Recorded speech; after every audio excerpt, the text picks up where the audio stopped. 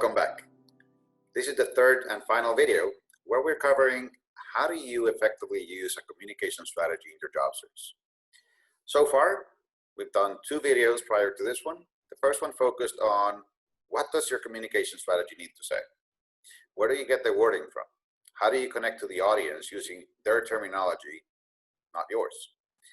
Second video focused on creating a branding statement using those keywords, using that wording that you found on job descriptions. This third video is going to focus on finalizing your resume, showing your value proposition, and in a nutshell, supporting what you said on that branding statement. So for today, we're going to focus on these three objectives. First, we're going to cover how do you utilize the content from your branding statement to show focused accomplishment stories on your resume. This will help you with point number two. How do you display your value proposition to your next company? In turn, this information will help you prepare for interviews. More importantly, how do you answer behavioral questions? About 85% of managers prefer to interview using behavioral questions, and we'll talk about that in a minute. And lastly, how do you finalize your resume? We are going to cover some myths, some format issues, etc. on the resume, so that we can have a well-rounded resume that works for the applicant tracking system, human resources, or recruiting screening, and a hiring manager at the same time. Some of the concepts that we need to be familiar with after this session. What is a responsibility scope? What are result statements? The concept of behavioral interviews, what do they cover? And the type of answers that you want to prepare for those, STAR stories, SOAR stories. How do you show your value proposition? And what do we mean by a need-to-know resume? Let's get started. The typical layout of the experience section of your resume goes like this. You address first the company that you work for, location, dates, and your job title. Often, I see resumes that limit the experience section of the resume to just this. Based on your job title, I really do not know what you were supposed to do, because every company will have a different way of describing a similar title. An accounts payable clerk 3 is not the same in two different companies. So we need the second part of this, which is a description of the scope of your responsibility. This includes budget that you managed, people that you worked with, the responsibility overall of the position. What were you accountable for doing? The fact that you were responsible for doing something does not make you good at it. So by only showing this information, what you're saying is my former company thought I should do this, but you're not really showing how well you did. And that's why we use accomplishment statements, to show how your actions led to results. This is the section where you can actually show your value proposition. And this is the section that's going to make somebody say, I need to interview this candidate. I need to know more about this. So let me give you a practical example. You can see the name of the company is displayed, location, the dates, and the title of the job. Let's not focus on that. That's the easiest part. The second part was the responsibility scope. This person was responsible for developing new sales strategies to promote company's key products across all territories and business lines. While this doesn't tell us much, it does show us that the sales executive was not responsible for managing people. It shows us that they weren't dedicated to a specific product or a specific territory.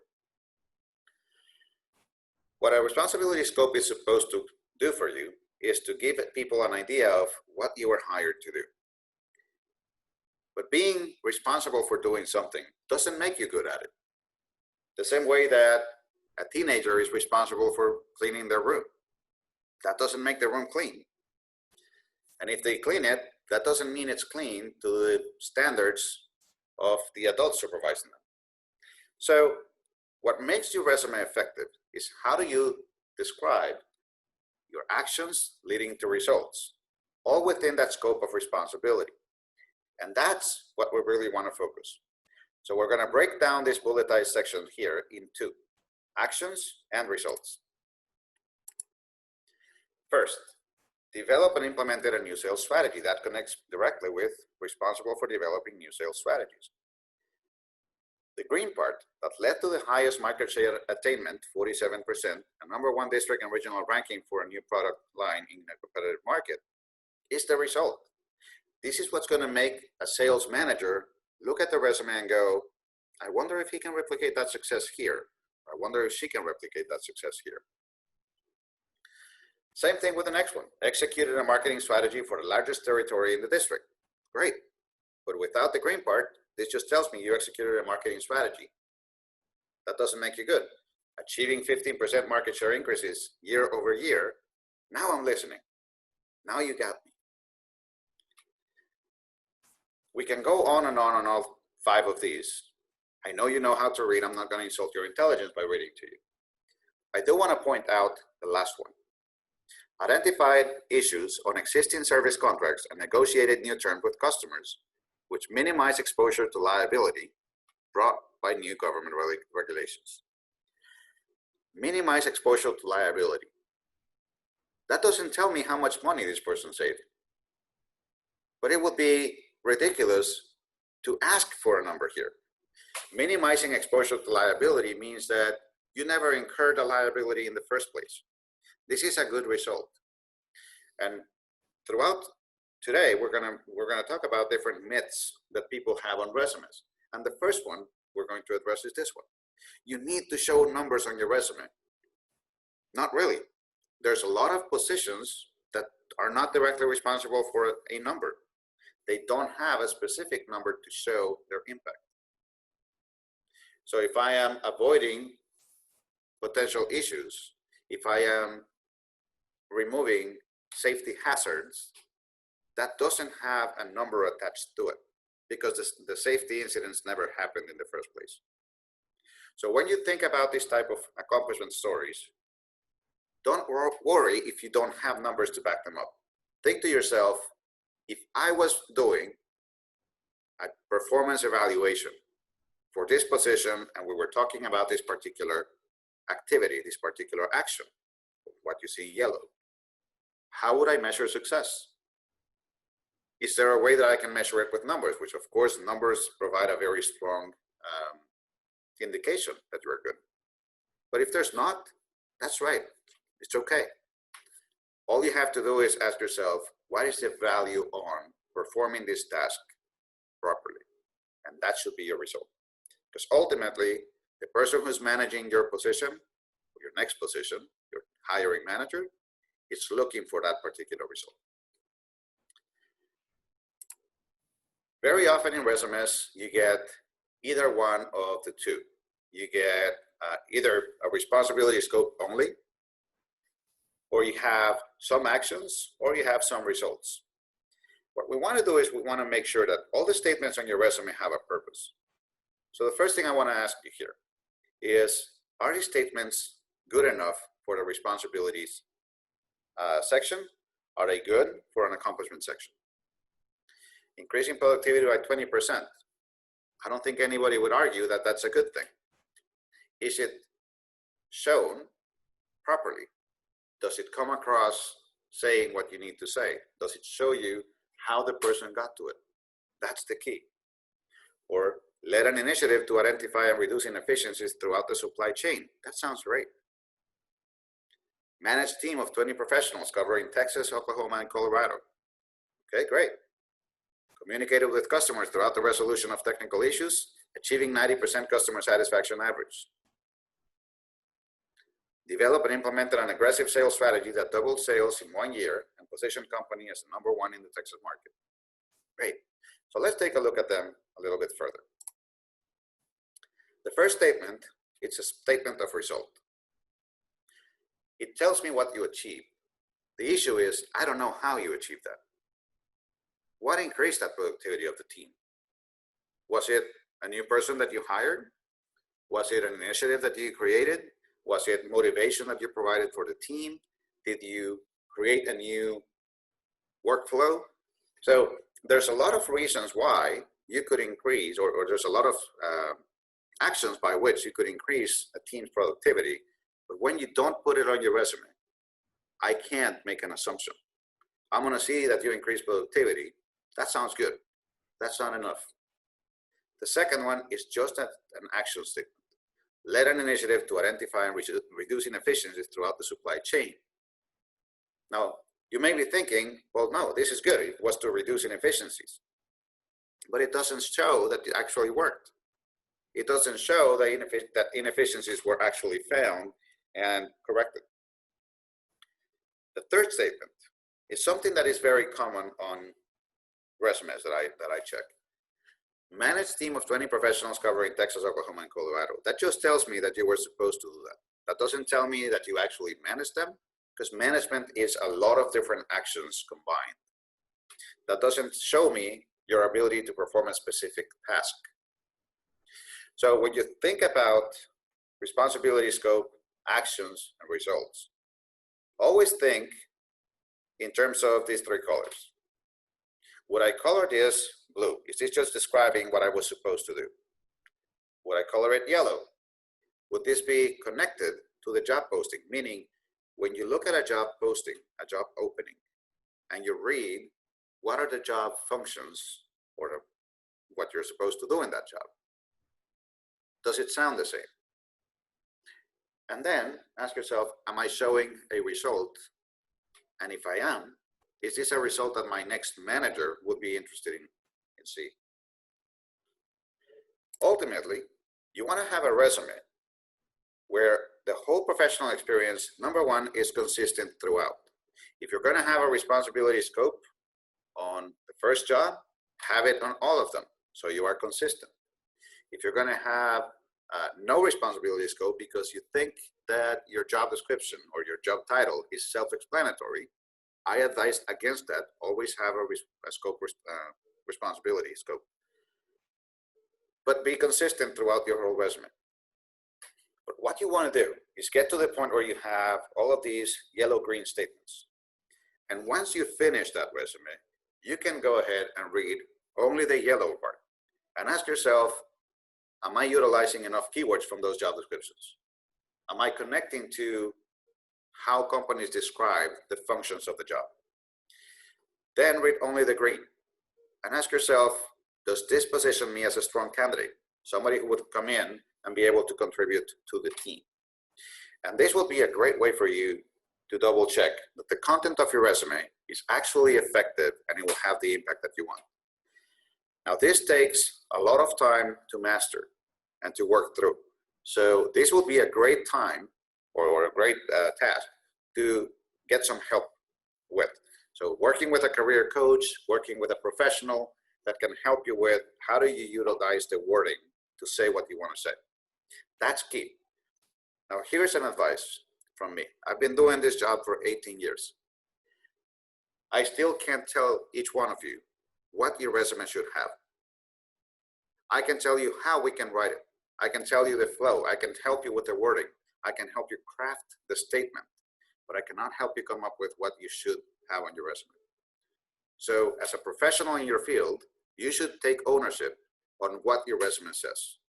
You can work with a career coach. You can work with somebody to help you in how to say it. Somebody who is well-versed in having those transitions from action to result, etc. And once your resume has this focus, action, result statements all over it, now you can really prepare for interviews. As I said before, 85% of managers prefer to interview using a behavioral format for interviewing. Now, behavioral interviews ask you open-ended questions.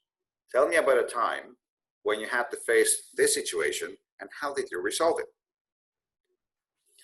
As you can see on the column on the left, tell me about a time when, give me an example of a time where it usually presents you with a scenario and it asks, how did you resolve the scenario? How did you get to an effective resolution? Now, these are open-ended questions and they're very strategic because I can see in your answer, not only that you have faced similar problems than the ones that you're going to face in this job, but also what is your style of resolution? How do you think through a problem? How did you get to an effective resolution? So it shows me that you can do the actual job, that the approach that you have connects to the approach I want you to take in my company, and that you will work well with our team because you are like-minded. That doesn't mean that everybody will do the exact same thing, but it means that if I'm looking for somebody to collaborate with a team and everything I see on your answers is me, me, me, you may not be a good fit for the team. If I want everybody to work by themselves, you will be a great fit for the team. Right? It also shows your ability to understand problems and how they connect to a bigger picture. It shows your rationale as to how do you resolve it. And this last statement I have here, opportunity favors the prepared. What I want you to do, and I want to go back to the previous slide, is as you write your resume, ask yourself these yellow and green statements. Can I enhance them? When I get a question about achieving one of these results, can I tell a story? What type of story can I tell? What type of challenges did I face? What are some of the things that are going to ask me about when seeing my resume? So this is a great way for you to direct the interview to discuss whatever it is that you want to discuss. Use a resume to do that. Most of the questions that you get on the interview will spring from what you have on your resume. So build your resume, focusing on what challenges have you been able to overcome. Now, to answer behavioral questions, we're going to use a format called SOAR or STAR. Usually the question will present you with a scenario, a challenge. Give me an example of a time when you had to face this situation. How did you resolve it? So the first step you need to take is describe the actual situation. What was happening? What was the situation? Why were you in that situation? Then we have the obstacles that you faced. This has to connect with the question you were asked. Because most behavioral questions are going to ask you for resolution of an obstacle or a challenge. So connect to the question being answered, and this shows that you are actively listening to the questions on the interview. Then comes the action. Now that I understand the situation and the challenge that you were facing or the obstacles you were facing, what did you do to resolve it? And in the end, your results. The STAR format or SOAR format has been used for several years, and it's standard in most companies, especially those who use behavioral interviews. So get familiar with the SOAR format, the SOAR layout. When you are working on your resume and you're preparing for an interview, go back to those yellow and green statements. Ask yourself, how can I expand on them? What situations happened when I was working on this particular project? What challenges did we face? What is the hardest part of creating a compelling strategy that increases people's productivity or sales or whatever the case may be? Sometimes on a behavioral interview, you get asked a question for a time when you failed. Give me an example of a time when you were leading a project that couldn't be delivered or couldn't be finished or something to that effect. So when you think about the source story, you don't want the result to be, it resulted in failure. Always have a focus on what benefit came out of this. Now, even failures can result in learning. So go a step further. If there's a failure in this, add, what did I learn about it? How did we apply that learning going forward to prevent this from happening again? And that's going to make your SOAR stories really compelling. So let's look at an example. As a trainer, a question I may get is, give me an example of a time when you had to provide training to people who were not participating. How did you get them engaged? And here's the key. The question is, how did you get them engaged? The question is not, whose fault was it? Why weren't they participating? Or who are you going to blame for this failure? The question is, how did you get them engaged? So I need to have enough preparation with my SOAR stories that I can select something so specific as this. My suggestion, is don't memorize SOAR stories. Because what ends up happening is you use a story that kind of answers the question because you don't have another one, and you give a great story that doesn't connect to the question this person asked. So while the story sounds great and well rehearsed, it doesn't answer the question. So it tells me that you came to the interview with memorized statements. You didn't come here to have a conversation. That's a mistake. So let's go back to the example. An example of a time when you had to provide training to people who were not participating. How did you get them engaged? So we have to start with a situation. A company hired us when they were about to release employees. What they wanted to do, instead of providing outplacement help after the people were released from the company, they wanted to do the opposite. They wanted to provide help prior to them leaving the company. So by the time they left, they were ready to get another job. And they were ahead in the job search process. So I volunteered to do the first session. And when I went to the pilot session, within 5 minutes of being in that room, I realized that people were not there because they wanted to. They were angry, they were dismissive, they were rude, and they had no desire to participate at all. So all I was getting was negativity, sarcastic comments. So what I did is I just stopped the session and I said, it's obvious you don't want me here, and that's all right. I want to understand what's going on. So the first person who spoke said, we were notified we were losing our jobs 2 hours ago, and you're here. And that tells me that the plan to let us go has been going on for a while. Why weren't we notified so late? Mind you, this is still 3 months prior to their separation date, but they had just heard the news, and they had not had a time to process what was going on. So what I did is I stopped the presentation I was doing, and I said, okay, well, let's talk about it. What are some of the concerns that you have? And I started writing every one of their concerns on a flip chart. What this did is got them to thinking about what they were facing up against, got them to process what their fears or concerns were. And after 15 minutes of writing issues or potential issues, I went back and addressed each one of them. Most of those things were part of my presentation anyway. If I didn't use the presentation, I had a conversation with them about what you could do in the market. How can you reduce the amount of time that you were looking for a job? The things that you get when you work with a career coach. And by showing them the value of what we're trying to do, we were able to cover everything that we had prepared for the session. Didn't use the presentation, but all the material was delivered. We had very high interaction for the last 3.5 hours of the session, and the session evaluations achieved a 90% satisfaction. Now, as you can see, in this story, I don't blame anybody for what happened. I don't hide behind anybody else's mistake. I simply address the situation because that was the question. How did you get them engaged? And that's what I did. Now, this story is not meant to tell you that I am a good coach. It's meant to tell my potential employer that I am a good coach, that I am a good facilitator.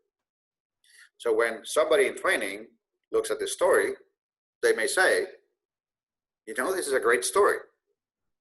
I would like to talk to this person a little bit more. And then we have a conversation about it during the interview. Or they may say, wow, you didn't go through your presentation like you were supposed to. I don't want to work with somebody like that. That's your right.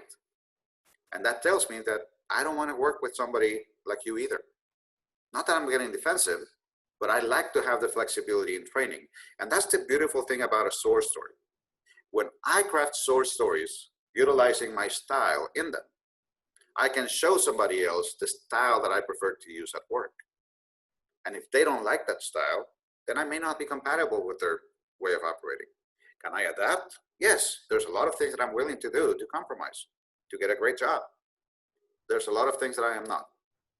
So use your SOAR stories strategically. Think about how you've resolved some of those issues and what you can do to present value. You're going to do great on those interviews. Everything stems, again, from the action result statements on your resume. Now, Let's talk about resume. In 18 years on this type of job, I've noticed that every single person who comes to our program has different opinions on what makes a resume effective. And if you have been in job search for over 2 weeks, you probably have heard 16 differing opinions on what works and what doesn't work. So I wanted to take a moment on this session to help you clarify some of those advices that you get. The first one is the length of the resume. You need to have a 1-page resume versus you need a 2-page resume, or maybe a 16-page resume. Which one is right? I think all of them are right, but in different situations. If you're a research scientist and you have a lot of publications, then you need a curriculum vitae, you need a CV. You don't need a resume. It's gonna be longer than 2 pages.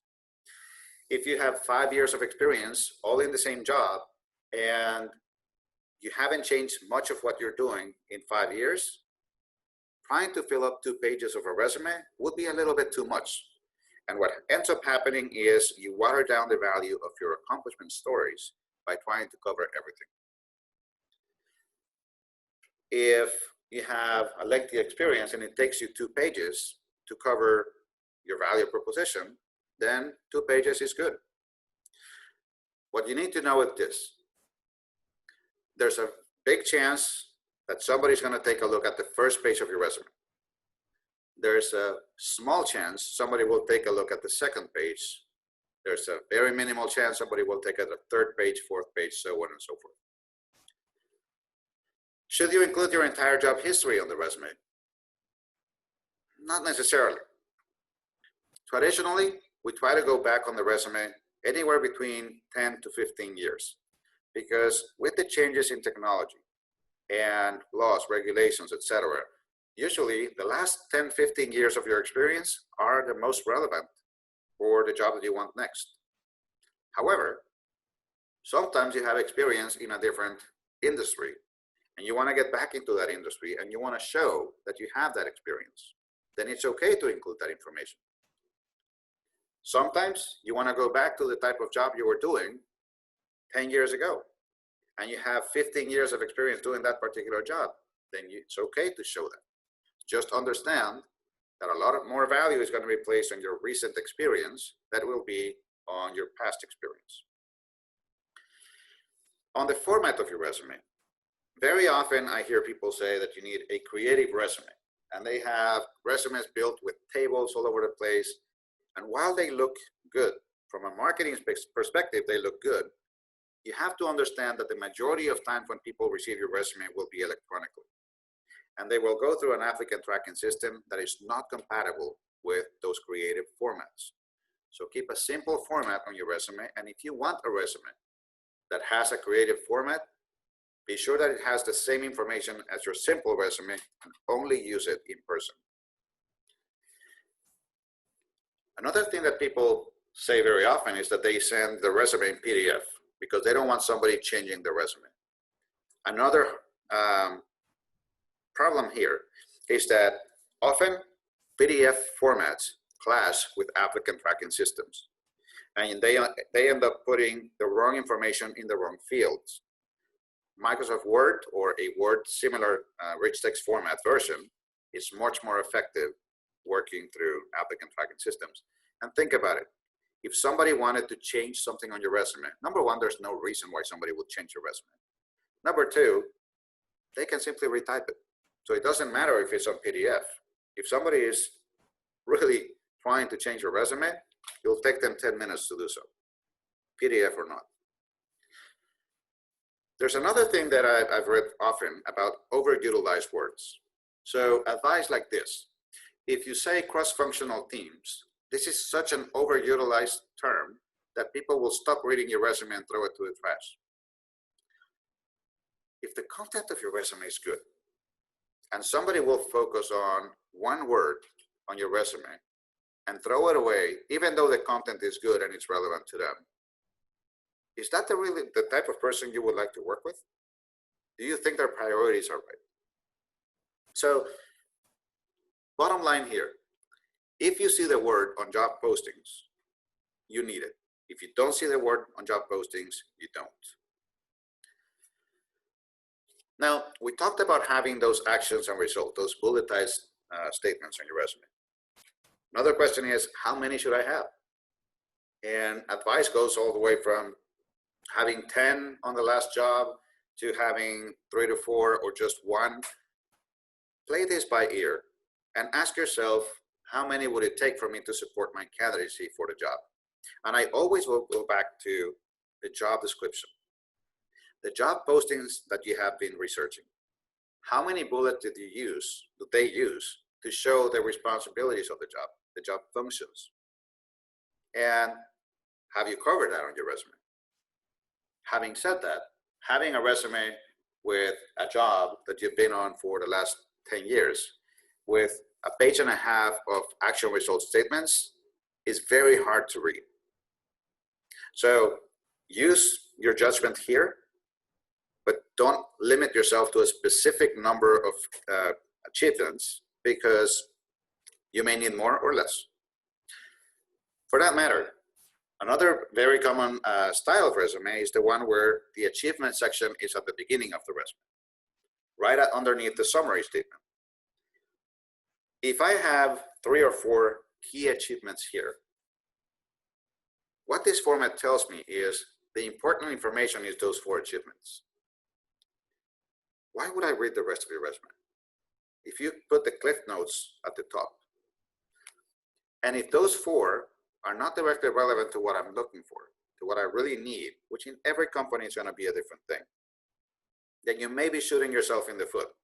You may have other accomplishments on the rest of your resume, but they're not going to be read because you didn't put them as the key accomplishments at the beginning. My suggestion is create your resume, your whole resume, as an accomplishments resume. And if you want to highlight specific accomplishments for each job, do it on the job, on the cover letter. I think we addressed having your entire history.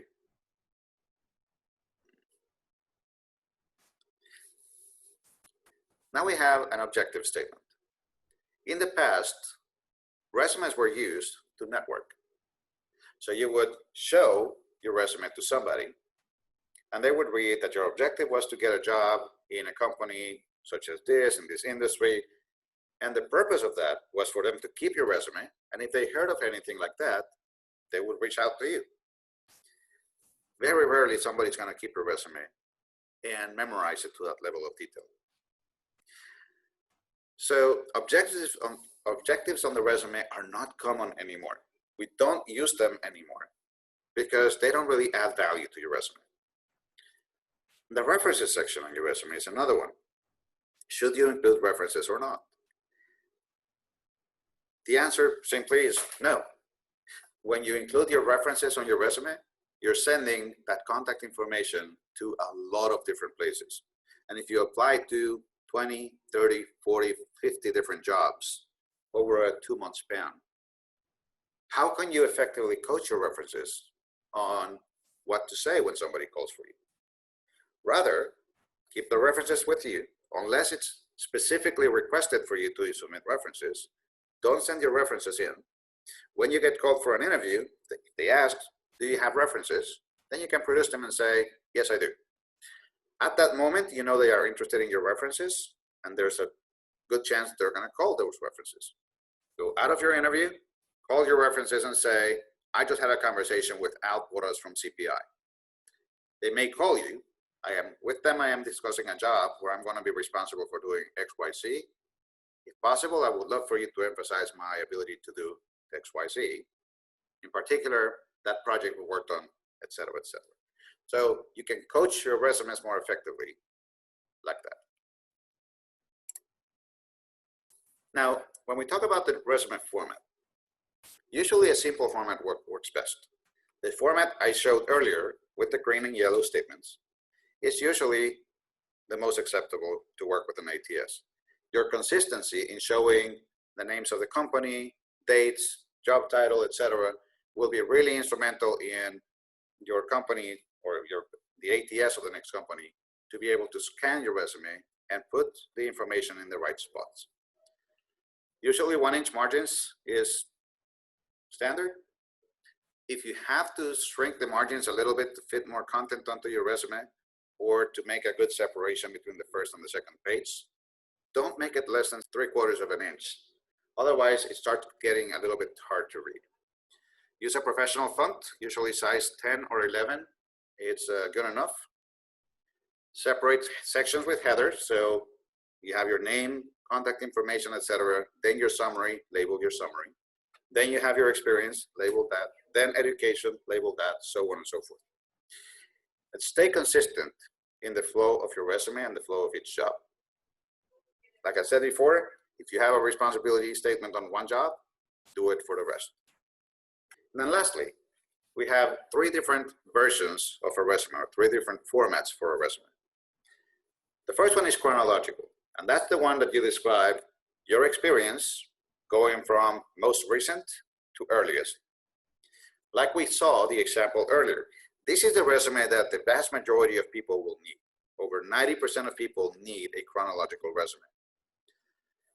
A functional resume, on the other hand, focuses on, instead of chronology, it focuses on the job functions that you can perform.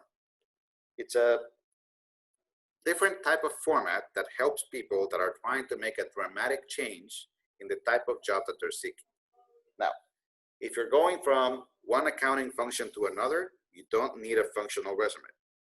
But if you're going from accounting to sales, you may. And then there's a combination format, which has the chronological approach and a functional description of each job inside. For the sake of this session, we're going to focus just on the chronological, the one that we've shown before.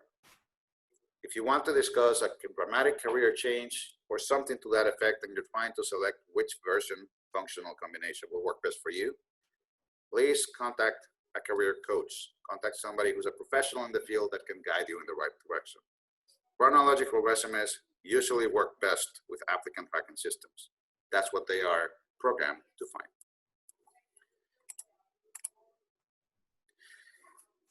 Once you have that resume ready and you're going to apply for a job, first thing you want to do is go online and find positions that you're interested in pursuing. Once you identify one, ask yourself, do I have contacts in this organization? And if you do, reach out to them. Contacts within an organization will have insider information on the company. They will be able to tell you what the best process for application will be. In some companies, the fact that somebody walked your resume to the hiring manager will be more than welcome. That means you come in with a reference. That's great. In some companies, that's against their policy and they can't do it. So reach out to internal contacts before you do anything different from what the job posting is telling you to do. Before you apply for a job, utilize screening software like jobscan.co, for example. This is a software where you can compare, and we talked about this in the last video, you can compare the wording on the job description to the wording on your resume and see what percentage of keywords you match. You're always looking for 75, 80% and above in order for you to have a good match with that job. Once you are comfortable with how many keywords you match and everything else that you've done, submit your application, save a copy of the job posting so that if you get called for an interview in the future, and for some reason that job posting has been taken down, you still can go back, refer to it, and ask yourself, what SOAR stories can I prepare in order to ace this interview? So the next steps after this meeting, apply the content from these sessions to your search. The first thing is finalize your resume and focus on the value you can bring to your next job. What is in it for them? When somebody reads your resume, are they really finding the value of interviewing you? Then, with that value in mind, identify SOAR stories that can highlight your ability to overcome different obstacles on the job. When you identify these stories, you want to create a basic template for them: situation, obstacle, action, results. But you don't want to memorize them, because when you memorize a story, you sound rehearsed. And sounding rehearsed during an interview breaks trust rather than builds trust. So practice your SOAR stories with people who are close to you. Say them in a different way than you wrote them. As we have said before, when you write things down, you are more technical than when you speak. So if you're having a casual conversation and you receive a question and you turn into an encyclopedia, that's really not going to work. So internalize your stories and memorize the SOAR format. And then use the content of your branding strategy to strategically pursue and obtain the job you want. Life is too short for you to put up with things you don't want. There is a job out there that's going to be a great fit for you. And I really hope that you can get that. I wish you the best of luck. Godspeed.